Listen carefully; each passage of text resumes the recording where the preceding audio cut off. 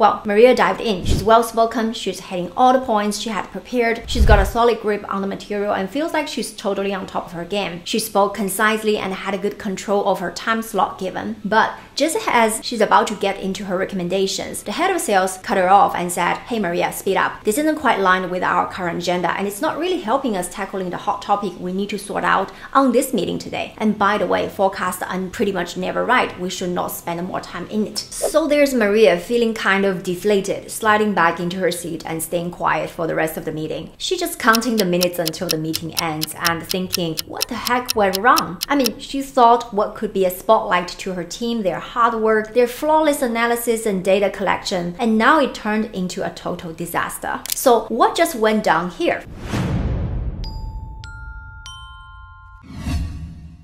When working with senior leaders, it's not just about what you know, but how you communicate what you know. I served as Vice President of Communication for 9 global and regional presidents in large organizations, and I've witnessed one of their biggest frustrations: the poor communication by their team and even their executive peers. I often hear comments like this: "I had no idea where he was going in the discussion. She totally missed the point." Or even, "This email was so long, when I finished reading it, I still don't get the point." Whether presenting during a business review meeting, delivering updates to the board, or asking for resources approval from executive committee, the stakes are high when addressing a senior level audience. So when a communication effort falls short, even that you have invested months or weeks of work in it, you need to understand what went wrong. Is it the root cause in the messaging, your business case, your delivery, or could there be other underlying facts? In this video, I'll share 4 most important rules when it comes to communicating with executives. In case you are new to this channel, hello, my name is Tiffany Cheng. I'm the former Communication Vice President of the Volvo Group and Atlas Copco Group. Now I help middle management in large organizations get top leadership positions through influence so that they can make more impact, more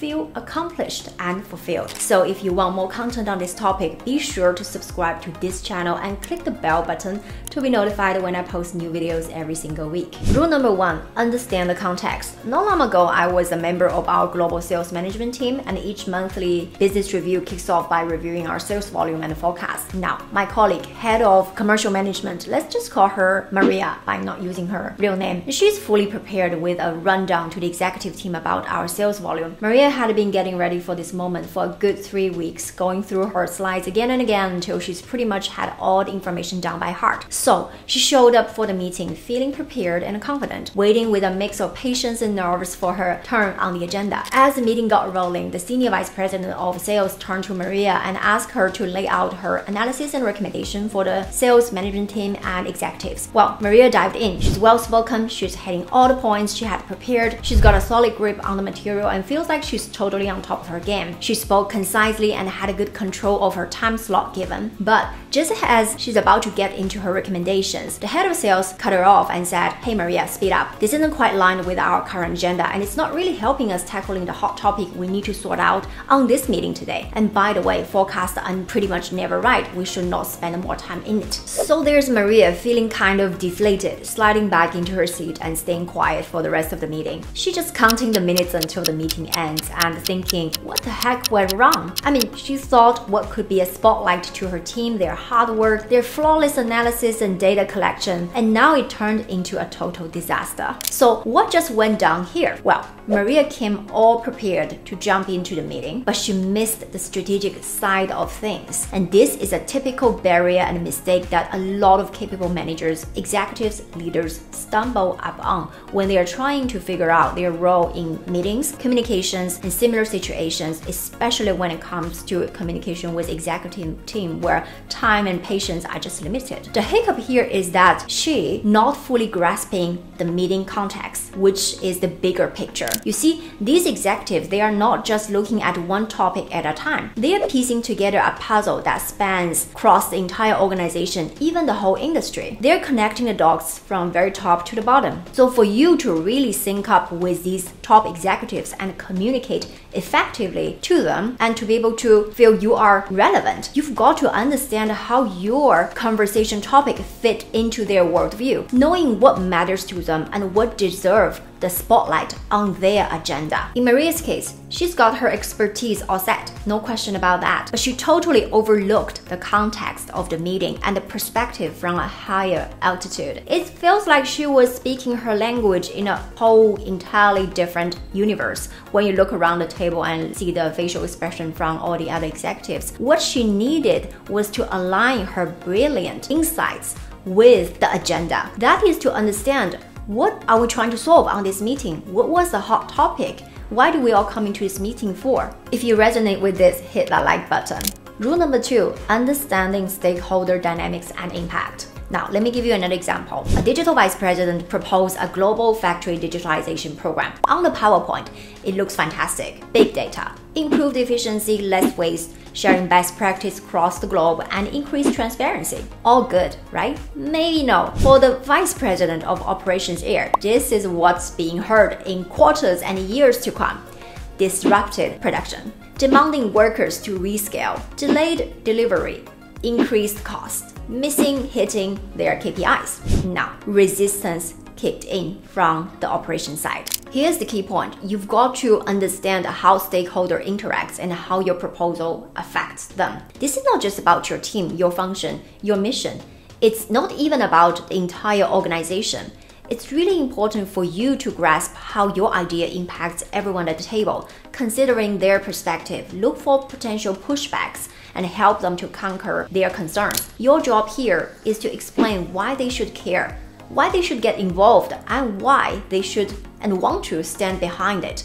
Now, for you to understand, there are 3 levels when it comes to resistance, and you want to understand it. Level number 1, I don't get it. This is the missing why and why now. You might think that you excelled at creating presentation and hosting big meetings, and you always come across well articulated and well prepared. And here's why things can slip. The why and why now. Why is it important? Why should they believe in it? Well, you might think, okay, great, I got it covered. I always start with why and our purpose and all that. Wait until you hear level number 2 of resistance. I don't like it. This is where you need to address fear and concerns. And this is also the place where most leaders stumble. They forget about the fear and how changes could affect the people and the team involved. Workplaces are not really designed to handle emotions. So you might hear what might sound like really practical questions. Sounds to be like they're addressing level number 1 concerns, right? But underneath, they're hoping you'll read between the lines. For an example I just gave, most people would misunderstood by assuming the problem is that operational VP just didn't get the concept. You might even assume this person is traditional and conservative and silo thinking. You might end up repeating yourself, adding more data, facts, and figures to explain your business case and explain why the transformation need to happen. But the real issue is not that the VP of operation didn't get it. It's that he just, let's assume to him, doesn't like what's being presented. Why is that? Because what the digital VP is suggesting have the ripple effect. The consequence to the operational team is the production disruption, the delayed delivery, even missing their KPIs, and even worse, causing customers' dissatisfaction in the short term and eventually also hit the revenue generation from the sales team. Level number 3 when it comes to resistance is I don't like you. All right, level number 1, I don't get it. Level number 2, I don't like it. Level number 3, I don't like you. Well, people even in the most mission focused or target driven organizations are acting emotionally, not logically. Now, let me explain here. What do I mean by I don't like you? What does the you here mean? The you here can be you as a person. Can people trust you are the right person to lead the change? Now let's have an example here. So the you here could mean that you are the head of communication function and you are trying to do the job and lead as the chief sustainability officer, which is pretty common in many organizations. You have very little credibility in sustainability, even though you're excelled in communication. So why should other people trust you when you're trying to lead a change? Because they don't even believe you have what it takes to be successful. After all, they were not the ones who appointed you. But the second level of you can be you as for what and who you represent. One example is that if you are in a cross-functional team as someone come from finance, right? In a discussion of investment, adding resources, people might feel uncomfortable because you coming from finance, always representing budget cutting, resource efficiency, and cutting waste. Now, understanding the 3 levels of resistance and importance of stakeholder dynamics will help you prepare how your proposal affects various stakeholders at the table. You want to consider what it means for them, identify potential reasons for their resistance, and help them to overcome their concerns and their fears. You can articulate why they should be interested, involved, and supportive. When you do so, you will work towards connecting the dots with your recommendations and show how your decision affects others around the table, including your team, the organization as a whole. So which level of resistance do you often have? Comment below. Rule number 3 is you want to strengthen your executive presence through strategic relationship building. And you want to nurture relationship that aligns with business objectives. These are like strategic dance. This involves engaging with senior leaders and top executives who could offer a holistic view of the organization's missions, goals, transformation, and these ever-changing priorities. These are the insights often remain exclusive through the inner circle conversation. But these broad and strategic relationships will protect you from getting caught up in the functional silo, these everyday details and distractions. Remember, you are the average of the 5 people you surround yourself with. So these people's discussion, their perspectives, and their focus areas influence your viewpoint and shape your identity. And you want to evolve yourself in these strategic relations that can serve as a constant reminder, everyday reminder of the value in fostering a broad and cross-functional, cross-business areas and cross-industry network. It is this very diversity that shapes your executive voice, form the power to broaden your awareness beyond your immediate role, function, priority, and business area. Now here's a caveat. The beauty of this exchange lies in their authenticity. These conversations are not avenues for self-promotion or finding your next position. They're about genuine engagement, mutual understanding, and knowledge exchange. It's about building connections based on the value you bring to the table, the collective growth you generate from these interactions and for each other. Rule number 4, get to the point. You probably by now understand that chief executives and these top leaders have tight schedule. They interact with various stakeholders both within and outside the organization, including not just employees but customers, investors, business partners, suppliers, media, government officials. And with all these interactions and their rich experience interacting with people, they can quickly recognize bullshits. And that is to say that the competence and authenticity behind is something that they can smell immediately. So if you are not providing a meaningful information or value, they will not tolerate a half an hour one-up before you get to the main point. Time is the key. So be clear, concise, and directly addressing your point is just so crucial when you communicate with executives. So as you prepare your communication or during the communication, ask yourself, do I have a clear point? I have made an entire video of how to use these 3 steps of I believe, so what, and why to identify your point and it's just to strengthen your point. This helps ensure the precision and clarity in your message, whether speaking or writing. I'll link the video in the description below. You can have a look at how to use these 3 steps to make a strong point. Well, remember, these executives may not need all the background data you've gathered. They certainly do not need to know all of what you know to make a decision.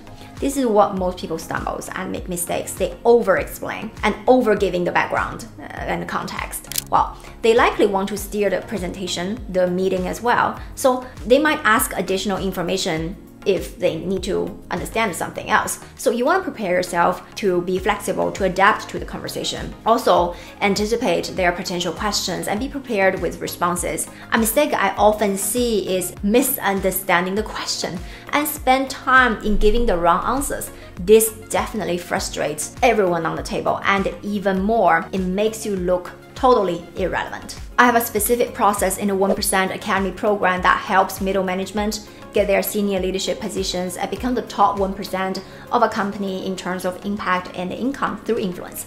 So if you want to learn more about it, I'd encourage you to watch the free masterclass to find out my 6 steps to advance from middle to top management. In the masterclass, I show the detailed steps myself and all my clients use to become the top 1% in a company with the right process and the right order, so you know where to exactly go from here to the next senior level. Sign up at inspiremyday.org/masterclass. Or if you want to submit your application to the 1% Academy program and get me to coach you personally, click the link in the description below and book a free strategy call with me. For now, I'll leave you this video to find out how to make a point, and I will see you in the next video.